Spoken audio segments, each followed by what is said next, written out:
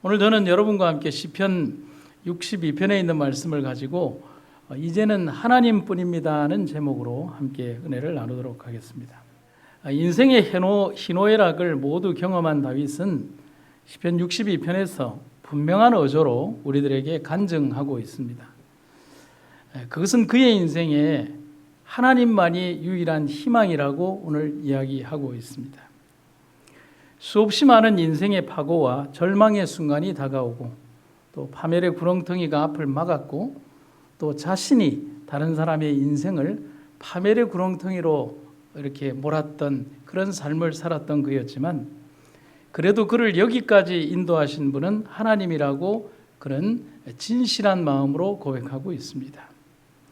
다윗이 기록한 많은 시편들의 다수는 다윗이 고난 가운데 있을 때 기록한 시들이 유난히 많이 있습니다. 아마 그때 고난이 임했을 때 사람들은 기도가 더 진실해지고 더 간절해지기 때문인 것 같습니다.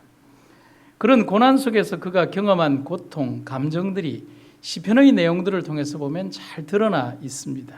그래서 저희가 신학교 때에는 한 학기에 몇 학점을 시편만을 가지고 공부하는 학기도 있습니다. 또한 그런 상황에서 다윗이 끝내 하나님을 의지하고 확신 가운데 예배하는 모습도 아주 자주 볼 수가 있었습니다. 오늘 우리가 보게 되는 이 시편 62편에서도 다윗은 고난 가운데 있음을 보여주고 있습니다. 길지는 않지만 자신이 처한 상황에 대한 묘사가 시편 62편 3절과 4절에 잘 묘사되어 있습니다. 제가 쉬운 번역에 있는 말씀을 가지고 함께 읽어보도록 하겠습니다.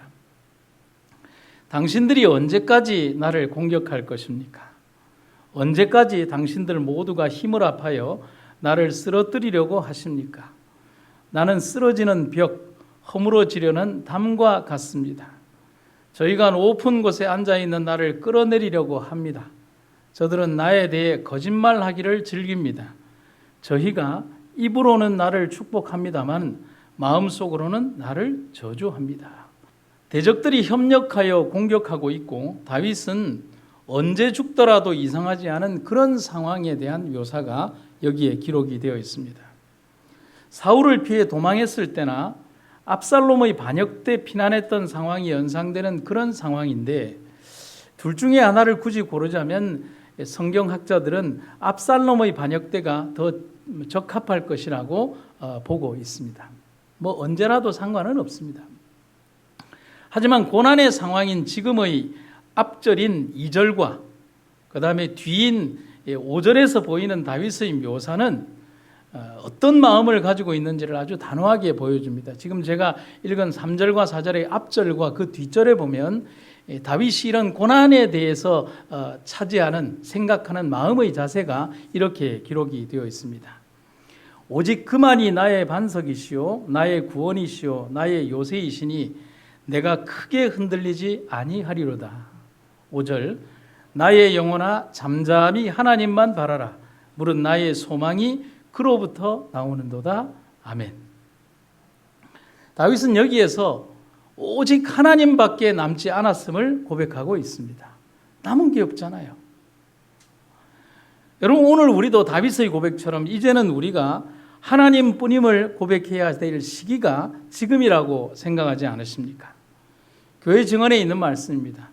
유혹과 악한 생각에 시달릴 때 구원과 도움을 위하여 그대가 피할 때는 오직 한 분밖에 없다.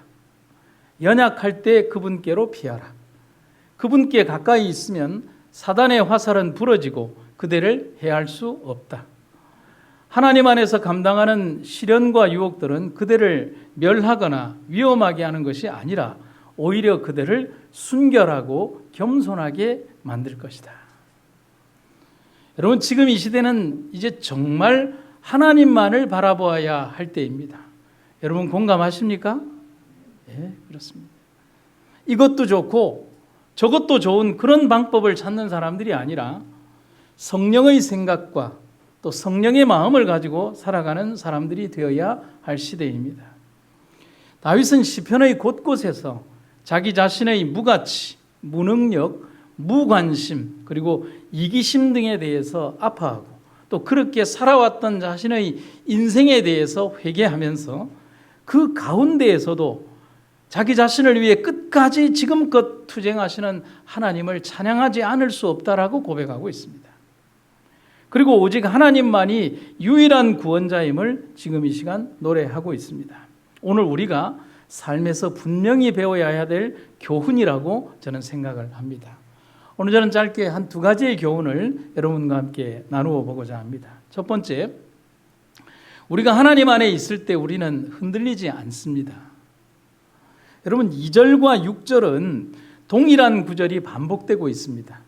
히브리 문학의 구조는 교차대구법이라고 해서 처음과 끝, 그 다음 절들이 이렇게 반복하면서 중요한 주제들을 다루고 있는데, 유달리 2절과 6절은 똑같은 구절이 반복되고 있는데 거의 유사하게 문맥이 똑같습니다.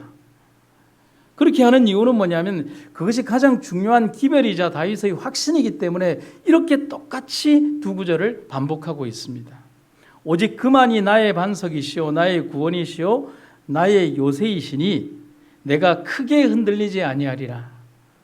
근데 6절에 보면 뭐만 틀리냐면 크게라는 단어만 없습니다. 이것을 다른 번역본에 보면 결코라는 단어입니다. 이 단어가 있고 없고의 차이밖에 없습니다. 가려 뽑은 기별에 있는 말씀을 한번 읽겠습니다. 하나님께서 당신의 백성들을 시험하시고 확정하시는 때가 있습니다. 흔들림을 당할 수 있는 것은 무엇이든지 흔들리게 될 것입니다. 다시 한번 더 읽겠습니다. 흔들림을 당할 수 있는 것은 무엇이든지 흔들리게 될 것입니다. 오직 영원한 반석에 저들의 영혼들을 고정시킨 자들만이 굳건히 설 수 있을 것입니다. 자기 자신의 지식만을 의존하고 계속적으로 그리스도 안에 거하지 않는 자들은 그대가 보이는 것과 같은 그러한 변절의 대상이 될 것입니다.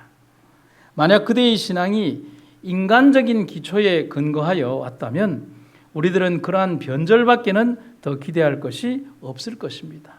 참 엄중한 경고의 기별이 아닐 수가 없습니다. 여러분, 지금껏 수없이 많은 흔들림의 경험을 했습니다. 해왔습니다. 그리고 당하고 있습니다. 앞으로도 흔들림은 여전히 있을 것입니다. 여러분, 사단이 우리를 가만히 내버려 둘 것이라고 여러분 생각하십니까? 그 많은 그리스도인들 가운데 내가 군중 속에 숨어 있거나 많은 삶 속에 숨어 있으면 사단이 아이쿠 그 사람 명단은 잊어버리고 나는 안 흔들고 갈 것 같습니까? 대지에 아무리 많은 갈대밭이 수천만 개의 갈대가 있다 하더라도 부는 바람은 단 하나도 놓치지 않고 그 갈대를 흔들고 간다는 사실을 우리는 왜 잊어버리고 살아갑니까? 나만 아니라고 생각해서는 안 됩니다. 그런데 우리는 여기에서 두려워할 필요가 없음을 분명히 기억해야 합니다. 우리가 꼭 두려워해야 될 것은 하나밖에 없습니다. 그것은 우리가 주님 위에 하나님의 말씀을 확신하지 못할 때에 이 흔들림 속에서 당하게 되는 믿음의 심각한 도전만 두려워해야 한다는 사실입니다. 어디 위에 있지 못할 때요?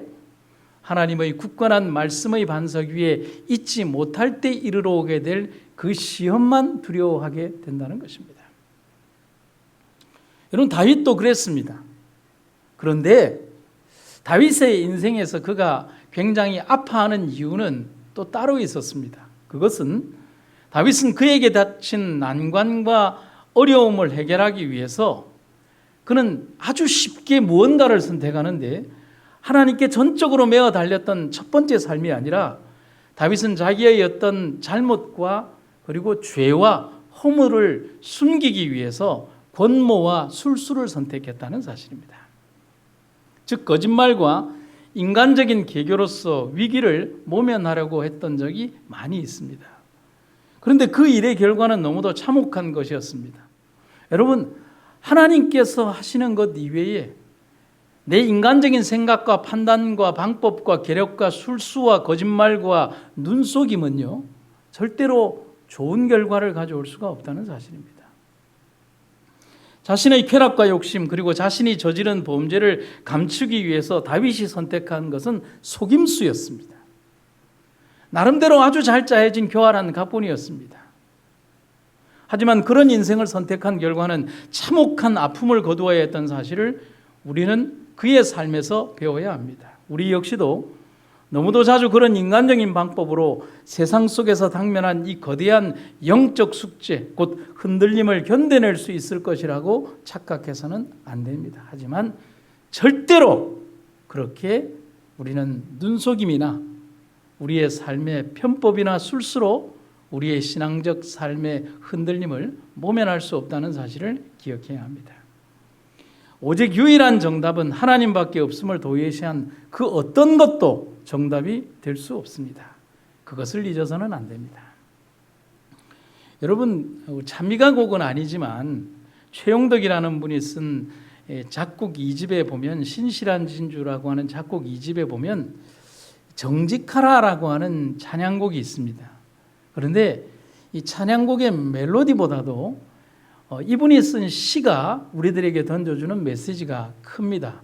그 시의 1절과 2절을 여러분들에게 보여드리겠습니다. 정직하라. 나는 거짓을 기뻐할 수 없어서 매를 맞으면서도 외면했지만 너희는 담대해서 거짓 속에 사는구나. 나는 거짓을 기뻐할 수 없어서 창을 맞으면서도 외면했지만 너희는 거짓과 함께 손을 잡고 사는구나. 정직해라, 나의 사랑하는 아들들, 내 딸들아 정직해라. 나의 가슴을 치며 너희에게 구하노니 구하노니. 나는 불의를 기뻐할 수 없어서 온갖 조롱받으며 외면했건만 너희는 담대하여 불의 속에 사는구나. 나는 불의를 기뻐할 수 없어서 침뱉음을 받으며 외면했건만 너희는 불의와 함께 손을 잡고 사는구나. 진실해라. 나의 사랑하는 아들아, 내 딸들아, 진실해라. 나의 가슴을 치며 너희에게 구하노니 구하노니. 여러분, 이 가사의 메시지가 여러분들에게 가슴에 와 닿습니까? 여러분, 이스라엘의 역사를 보면 이스라엘 백성들은 아주 적은 수의 백성으로도 무수히 많은 적들을 이긴 역사를 우리는 성경을 통해서 보게 됩니다. 수의 싸움이 아니라는 사실이죠. 물자와 무기의 싸움이 아니라는 사실을 우리는 분명히 보게 됩니다.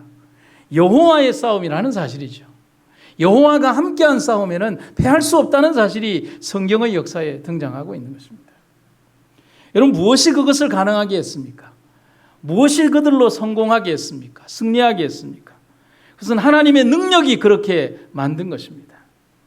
반대로 아주 많은 수의 군사로도 정말 적게 보이는 아이라는 성을 공략하지 못한 결과를 봅니다. 아주 참혹한 실패를 당했고, 그리고 수없이 많은 젊은이들이 그 전쟁터에서 죽어나가야만 했습니다.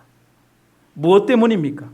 그것은 하나님이 아닌 그들의 생각을 의지했기 때문에 그들은 그런 결과를 맞이할 수밖에 없었다는 사실입니다.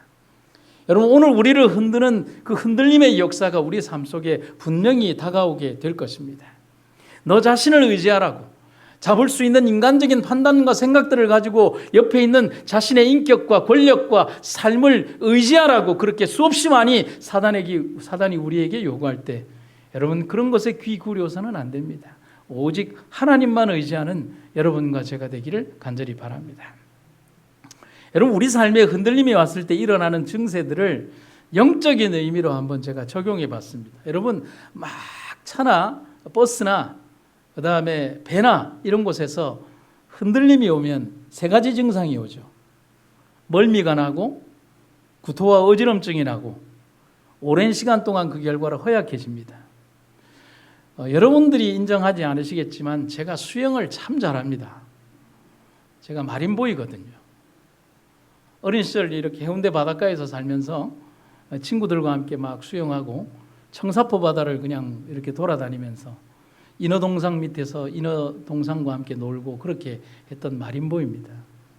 친구들이 저희에게 수영을 가르쳐 달라고 하면 참 무지한 저희들이 그냥 수영을 가르쳐 줘야 되는데, 바다에서 막대 먹은 수영을 실력을 가지고 있는 저희들이 논리적으로 가르칠 수가 없으니까 청사포에 있는 친구의 배를 빌려서 그 아이들을 다 배에 태우고 이렇게 노를 저어 나간 게 아니라 이게 줄로 긴 연결된 그 배를 타고 나가서 이렇게 롤링이라고 하죠. 배가 막 이렇게 흔들리게 되면, 멀미가 오기 시작하면 수영을 잘하는 저와 청사포 친구는 수영을 해서 나와버립니다. 그러면 배 위에서 이제 멀미를 하기 시작하는 그 친구들은 멀미를 하지 않을 수 있는 유일의 방법은 물에 뛰어드는 수밖에 없습니다. 그때 사고가 안 난 게 참 다행이지만 그럼 그 친구들이 이제 물에 뛰어들어서 줄을 잡고 나오면서 살기 위한 수영을 배우고 희한하게도 그 다음부터는 배우러 오지 않아서 많이 서운했습니다만 그렇게 했습니다. 여러분, 흔들림이 오면 첫 번째 증상은 멀미가 옵니다. 이 멀미는 견딜 수가 없어요.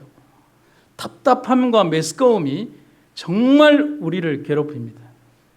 그런데 멀미 증세가 오면 그 어떤 대화도 즐겁지 않고 어떤 음식도 즐겁지 않습니다. 그 이전에 좋았던 아무리 만난 사내 진미도 먹고 싶은 생각이 없고요. 그렇게 즐겁게 대화하던 친구의 대화도 즐겁지 않습니다. 오직 괴로울 뿐입니다. 영적인 흔들림을 통해서 오는 멀미도 마찬가지죠. 영적인 흔들림을 통해서 겪게 되는 첫째 증상 역시 멀미입니다. 어떤 증상일까요?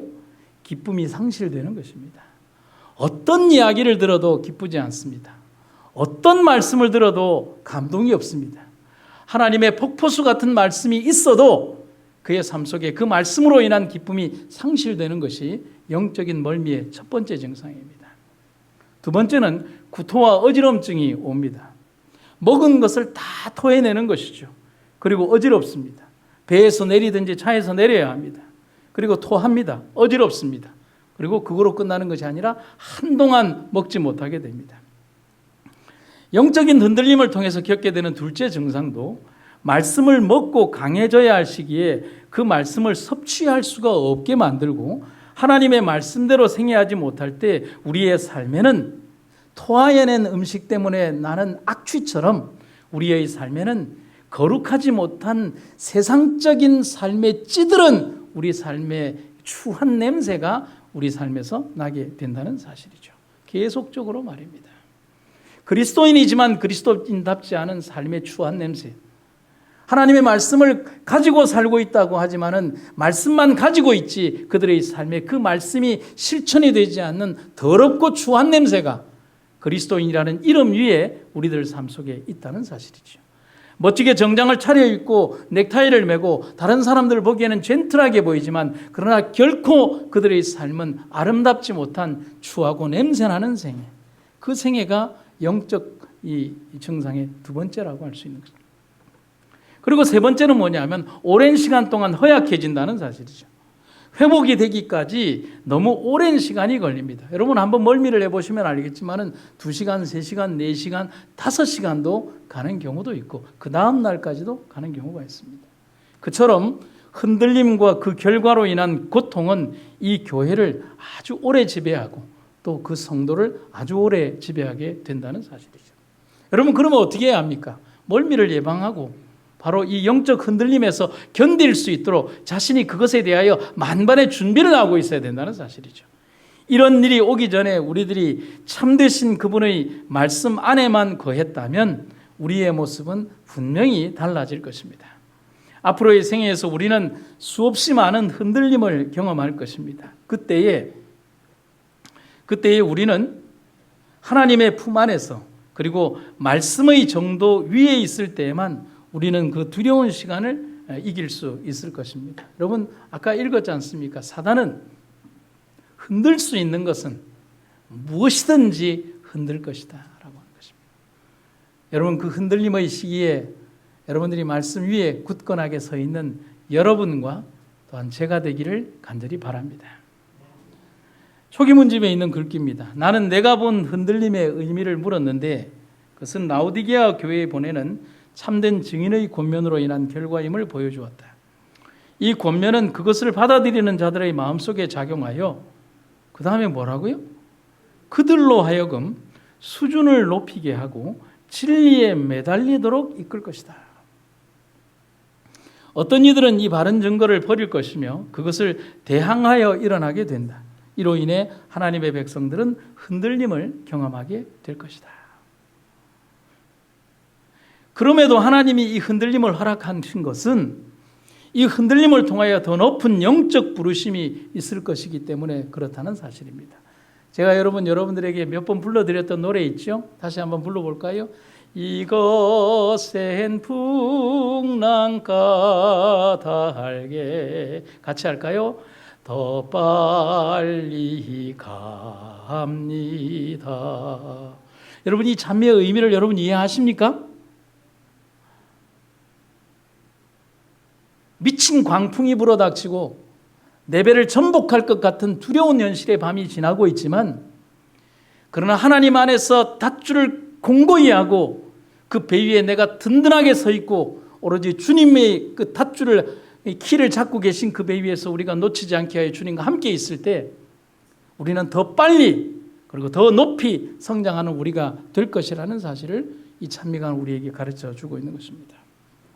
이제는 부정할 수 없는 확실한 증거들이 지금 이 종말임을 알려주고 있습니다. 그리고 흔들림의 시기임을 말해주고 있습니다. 그래서 베드로전서 4장 7절에는 마지막이 가까웠으니 그러므로 너희는 정신을 차리고 근신하여 기도하라는 바울의 권면이 있다는 사실입니다.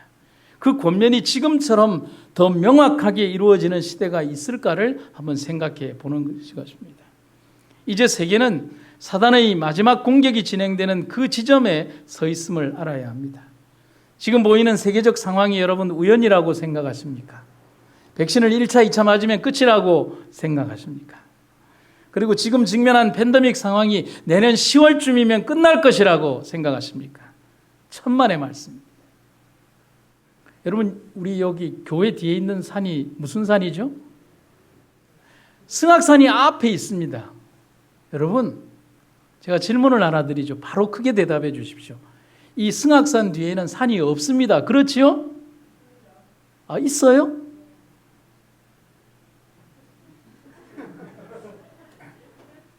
정말 있습니까? 제가 갑자기 강하게 질문하니까 헷갈리셨죠? 당연히 있죠. 제가 왜 이런 말씀을 드리냐면, 우리는 단지 지금 내 앞에 자리한 거대한 산에 가린 그 뒤에 있는 또 다른 산을 보지 못할 뿐입니다. 이 산 뒤에는 더 큰 산이 있고요, 더 많은 산들이 끊임없이 있습니다. 사단은 그렇게 끝도 없는 영적 전쟁의 카드를 준비하고 있습니다. 그런데 우리들은 단지 이 카드만이 끝이라고 생각하는 착각에 사는 것이죠. 제가 지난주에 인터넷에 난 기사와 유튜브에 난 한 장면을 보고 사단의 정확한 저희가 그럴 수 있겠구나라고 하는 생각을 하게 되었습니다. 사진을 한번 보시죠.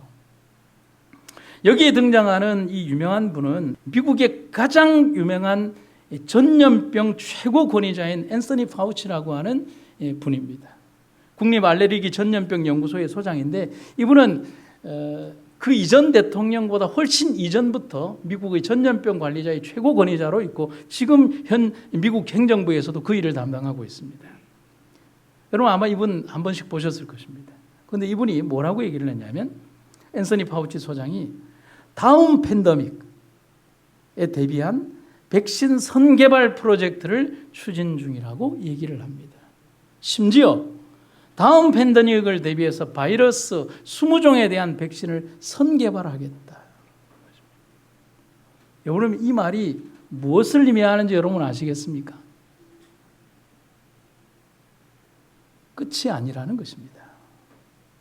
사단은 이미 우리들의 앞에 우리가 상상할 수 없는 이 교회와 성도들을 향한 상상할 수 없는 공격들을 준비하고 있고, 제가 지난번 계시록 설교에서 말씀드린 것처럼 우리들의 이면, 사람들이 코로나라고 하는 그 상황을 보고 직면하고 있는 그 상황 가운데서 무수히 많은 전 세계의 성소 공회가 문을 닫도록 만드는 사단의 역사들이 있었다라고 말씀드리지 않습니까? 선교사들이 쫓겨나고 합법적인 이유로 교회의 문이 닫히고 교회 예배 시간이 감염병 예방법이라는 이유로 제한을 받고, 오늘 여러분들의 이 자리가 어떤 성도들의 원칙에 의해서 제한되는 것이 아니라 여러분 제 휴대폰에 날라오는 몇 개의 거리를 유지하십시오라고 하는 구청의, 나라의 어떤 행정적인 지침에 의해서 우리들이 지시되는 그 일들이 벌어지고 있는 현 시대가 지금의 시대인 것입니다. 우리가 분명히 기억해야 되는 것은 끝이 아니라는 사실입니다. 사단은 새로운 공격을 이미 준비하고 있습니다. 그렇다면 우리가 가져야 되는 하나의 가장 중요한 원칙은 흔들리지 않아야 합니다. 어떤 바람이 불어도, 어떤 팬데믹이 와도, 어떤 상황이 와도, 여러분 중세기 1000년의 세월을 기독교인들이 박해를 받고 성경을 가졌다는 이유로 불태움을 당하고 오늘 사랑하는 가족들이 복음을 전하러 갔다가 돌아오지 못한 채 수십 년의 세월을 그 아버지 없이 지내야 되는 수없이 많은 중세의 기독교인들의 역사들, 빛도 없는 그 카타콤 아래에서 30년 40년을 지내면서도 오로지 우리는 이 아래에서 살지만 빛을 지향하며 주여 오실 날 우리를 깨울 것을 고대한다는 사실로 생각하며 그들은 카타콤 아래에서 수백만 명이 잠이 든 그 중세의 역사들을 우리 잊어서는 안 되는 것입니다. 겨우 1년이죠. 흔들리지 마십시오. 흔들리지 않아야 합니다. 흔들리지 말 것을 하나님이 명령하고 있습니다.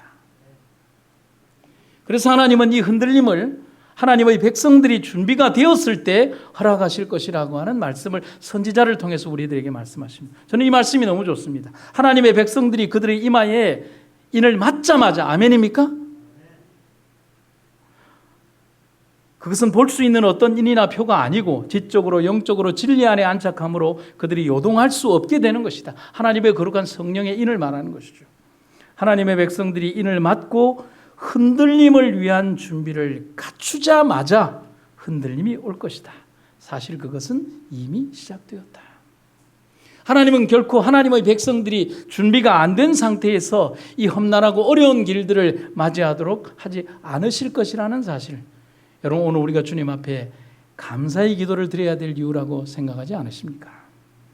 두 번째는 우리가 하나님 안에 있을 때만 소망이 있습니다. 다윗은 시편 62편에서 하나님 안에서 우리가 얻을 수 있는 소망의 단계를 한 5단계에 걸쳐서 이렇게 이야기를 하고 있습니다. 1절, 하나님을 바라봄으로 우리는 구원을 얻게 된다. 5절, 하나님을 바라봄으로 소망을 가지게 된다. 8절, 하나님을 의지함으로 그분은 나의 피난처가 되신다. 11절, 하나님의 말씀에는 능력이 있음을 확신하게 된다.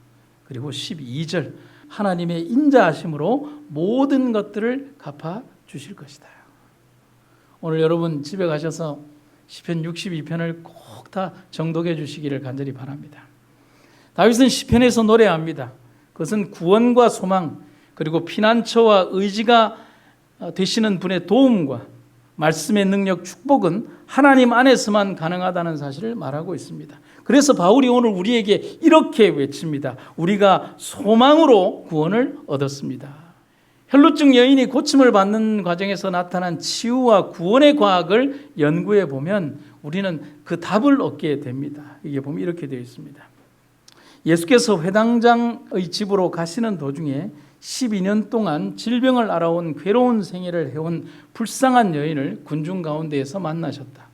그 여자는 모든 재산을 의사에게 치료비와 약값으로 다 바쳤으나 불치의 병이라는 선언을 받았을 뿐이었다. 그러나 그리스도께서 병자를 고치신 사실들을 알게 되자 그 여자의 소망은 다시 소생되었다. 그는 예수께로 나갈 수만 있다면 고침을 받으리라고 확신하였다. 아멘입니까? 예수님을 찾아왔던 수없이 많은 사람들은 모두 다 소망을 가지고 찾아왔습니다. 그 소망이 그들을 살리고 있음을 알아야 합니다. 여러분, 우리의 가슴 속에 그리스도가 있다면 아무리 짙은 구름이 태양을 가리워도 그 너머에 태양빛을 비추는 시는 분이, 그분이 계심을 잊지 않게 되는 것입니다. 사랑하는 여러분, 오늘 우리가 그분이 계신 그 하늘을 바라보는 여러분과 제가 되기를 간절히 바랍니다. 그래서 하나님을 찾는 사람들의 공통점이 있는데요. 하나님을 찾는 사람들의 공통점은 웃을 수 있는 사람들, 어떤 상황에서도 웃음을 잃지 않는 사람들이라는 사실입니다. 그 이유가 뭘까요? 그 이유는 마음속에 소망이 있기 때문에 그렇다는 사실입니다. 그리고 그 소망을 찾아가기 때문에 그렇다는 사실입니다. 그리고 마지막으로 그 소망을 찾았기 때문에 그렇다는 사실입니다. 칠흑 같은 어둠에서 빛을 발견하는 것처럼, 그 빛을 발견한 사람들처럼 무너진 갱도에서 죽음의 냄새를 맡다가 구조하는 이들의 음성을 들은 사람들처럼 그들의 삶은 밝게 웃을 수 있다는 사실이죠. 소망이라는 단어는 우리의 생명을 건지는 단어인 것입니다. 여러분, 그 단어를 한번 찾아보도록 하겠습니다. 시편 146편 5절에 자기 하나님께 소망을 두는 자는 복이 있도다. 베드로전서 1장 21절, 너희는 저를 죽은 자 가운데서 살리시고 영광을 주신 하나님을 그리스도로 말미암아 믿는 자니 너희 믿음과 소망이 하나님께 있게 하셨느니라. 시편 43편 5절, 내 영혼아 네가 어찌하여 낙심하며 어찌하여 내 속에서 불안해하는가. 너는 하나님께 소망을 두라. 그가 나타나 도우심으로 말미암아 내 하나님을 여전히 찬송하리로다. 아멘. 다윗은 오늘 분명한 어조로 우리에게 노래하고 있습니다. 이제는 하나님뿐이라고 말입니다. 여러분들도 그러십니까? 수없이 많은 나의 생각에서 여러분 벗어나야 합니다. 수없이 많았던 나 중심의 틀에서 벗어나서 오직 십자가만을 바라보는 여러분과 제가 되기를 간절히 바랍니다.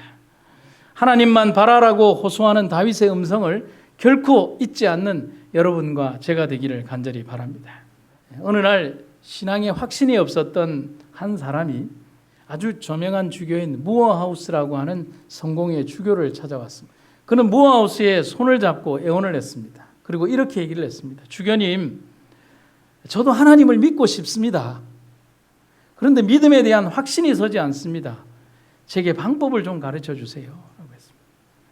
그러자 이 주교는 성경 이사야 53장 4절과 5절을 펼쳐주면서 이렇게 말했습니다. 자, 이 성경을 읽어보세요. 그러나 여기에 나오는 우리라는 말을 나로 바꾸어 읽으십시오. 라고 얘기를 합니다. 그러자 이 무어하우스를 찾아온 그 방문자가 성경을 읽기 시작했는데 이렇게 읽는 것입니다. 그가 찔림은 나의 허물을 인하며 그가 상함은 나의 죄악을 인함이라. 그가 징계를 받음으로 내가 평화를 누리고. 방문자는 눈물을 글썽이면서 더 이상 성경을 읽지 못했습니다. 무어하우스는 방문자에게 이렇게 말했습니다. 중단하지 마세요. 계속 읽으세요. 그리고 이것을 기억하세요. 신앙은 우리의 문제가 아니라 나의 문제입니다. 저도 그렇게 생각합니다. 신앙은 우리의 문제가 아니라 나의 문제입니다. 교회 안에 그렇게 많은 문제가 있는 것은 이 기관과 하나님이 세우신 모든 하나님의 기관들과 이 교회와 성도들에게 문제가 있는 것은 자신은 빼고 우리의 문제라고 생각하기 때문입니다. 여러분, 진심으로 우리가 하나님을 만나야 합니다.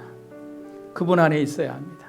스스로가 회개하고 자기 자신부터 하나님 앞에 진솔한 마음으로 회개하고 하나님의 말씀의 토대 위에 성령의 은혜 위에 서 있어야 합니다. 그래야만 살 수 있습니다. 한 이야기를 들려드리고 말씀하시겠습니다. 지금부터 아주 오래전, 한 70여 년 전, 영국의 대형 여객선인 스텔라호라고 하는 여객선이 승객들 아주 많은 분들을 싣고 이렇게 가다가 암초에 부딪혀서 난파하게 되었습니다. 그런데 그날은 폭풍이 치는 그런 날이었기 때문에 배가 미처 대차할 시기를 못한 채 배가 깔아앉게 되었습니다. 선원들이 급하게 승객들을 대피시키고 구명보트를 준비했지만 대부분의 사람들이 죽거나 실종됐고 그나마 구명보트에 탄 사람들도 해류에 쓸려서 뿔뿔이 흩어졌고 그 대부분의 사람들이 다 죽게 되었습니다. 보트가 뒤집히면서. 그런데 한 개의 보트. 근데 그 한 개의 보트에는 12명의 여성들만이 탄 구명보트가 있었습니다. 그 구명보트 한 척만이 거친 물살에서 겨우 버티고 남았습니다. 그런데 목숨은 건졌는데 망망대해에서 구조를 받는다는 것은 불가능한 일이었습니다. 왜냐하면 그들의 위치를 알려줄 어떤 장치도 배에는 없었기 때문입니다. 그 흔한 조명탄 하나도 없었습니다. 그리고 결정적으로는 그들이 탄 구명보트에는 노가 없었습니다. 처음부터 없었던 것은 아니겠지만 배가 풍랑에 휩쓸리면서 그 노가 사라져 버린 것입니다. 그저 그냥 바다에 떠 있는 조각 하나였습니다. 그런데 그 보트에는 12명의 여성들 가운데 마가렛 윌리엄스라고 하는 복음성가 가수 한 사람이 타고 있었습니다. 절대절명의 위기, 어쩌면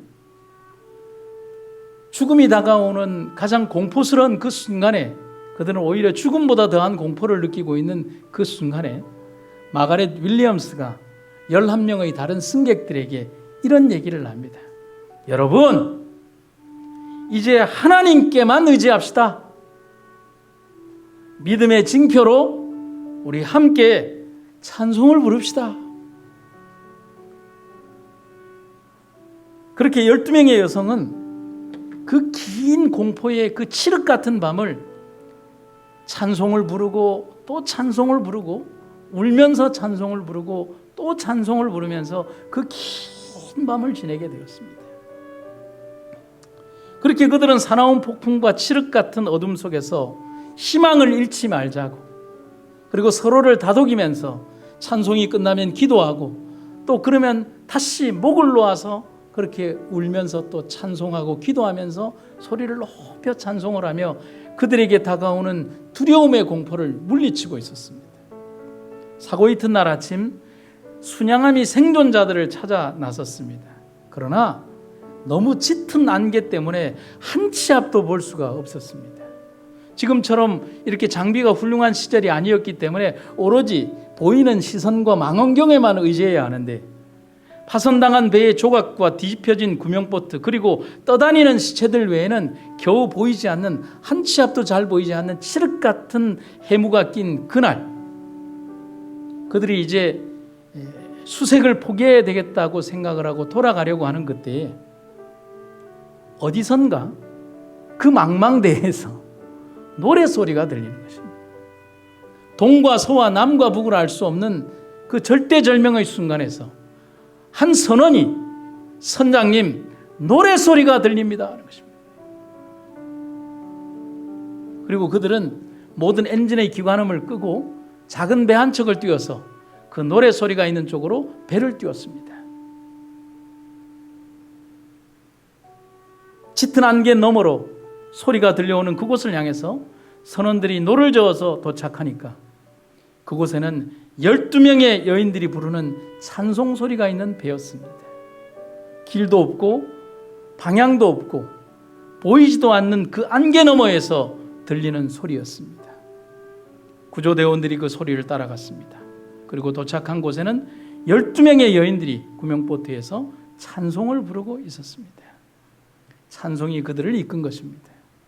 아니, 하나님만 붙든 믿음이 그들을 이끈 것입니다.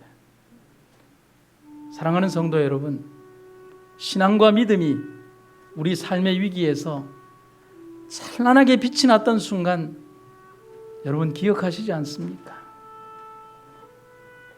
고독 속에서 불렀던 찬송이 나에게 얼마나 위로가 되었던가를 여러분 기억하지 않습니까?